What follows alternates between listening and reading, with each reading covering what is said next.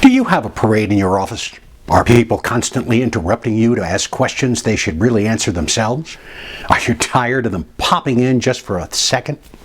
Want to end this hassle? Watch this short video.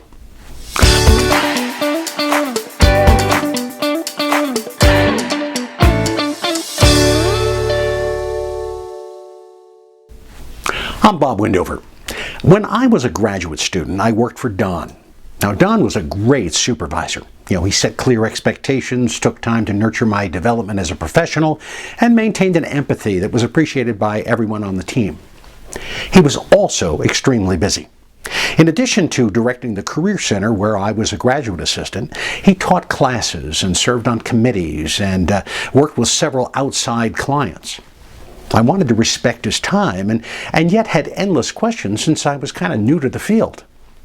So many managers complain of the constant parade in their office these days. And that's the one thing that I wanted to avoid.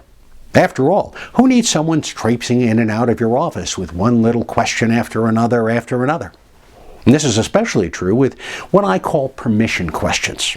Now, these questions are the ones that begin with, "Hey, is it okay if I," or "I was thinking about, what do you think?"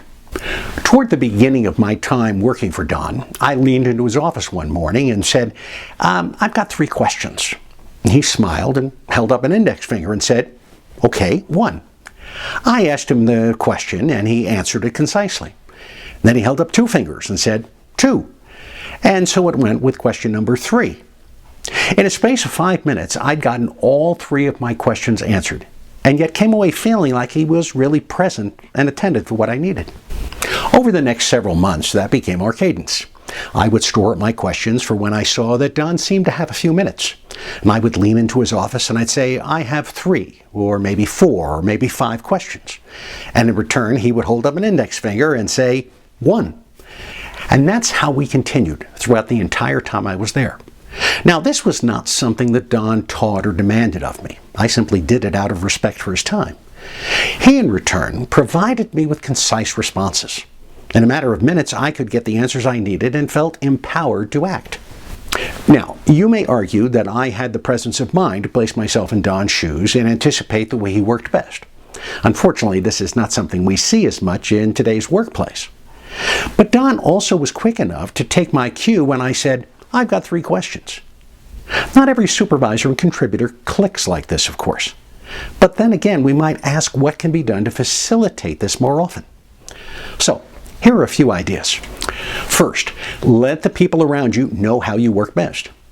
Tony, a manager I've known for a number of years, lets people know that he usually focuses on the main project on his desk for the first 90 minutes of every day. Hint, don't interrupt him before 9:30. He also tells people that he glances at email once every 60 minutes or so. But that doesn't mean that he will respond right away. He generally responds to email twice a day, noon and maybe around 4 p.m. Another hint, if it's really critical or time sensitive, text him. But it better be critical or time sensitive. Now, if someone thinks that really everything is critical or time sensitive, Tony sits down with that person and helps them to understand what really is. Second, compel those around you to be concise. Think about the last time it took a long time for someone asking you a question to actually get to the point. Now, this might have been for one of 2 reasons. First, the person felt a need to provide the bigger picture. Or second, they had not taken the time to really think through the problem and determine what the real issue or question was before coming to you.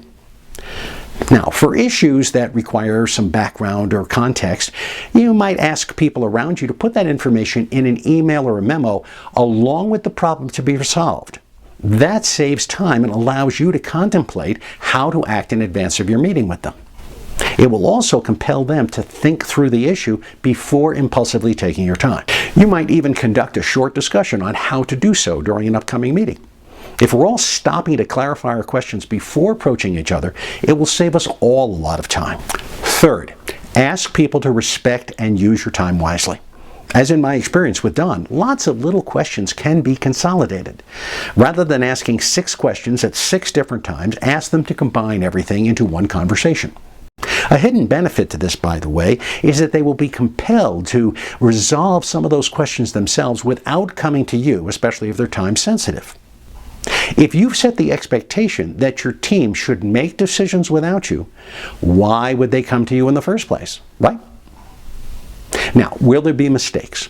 Sure, but we all learn from failure. And if you discuss it with them fairly and help them learn, they will grow in their confidence to act independently. There is a belief among some managers that resolving every single issue right away saves time because you don't have to deal with it later, right? Unfortunately, that ends up creating the parade in your office that you're so desperately trying to avoid. If you condition those around you, whether they're on your team or maybe colleagues who have endless got-a-second questions, they will come to expect instant access, and that's the kiss of death for your time and energy and focus. What do you do to ride herd on the endless questions and issues that arise every day in your workplace?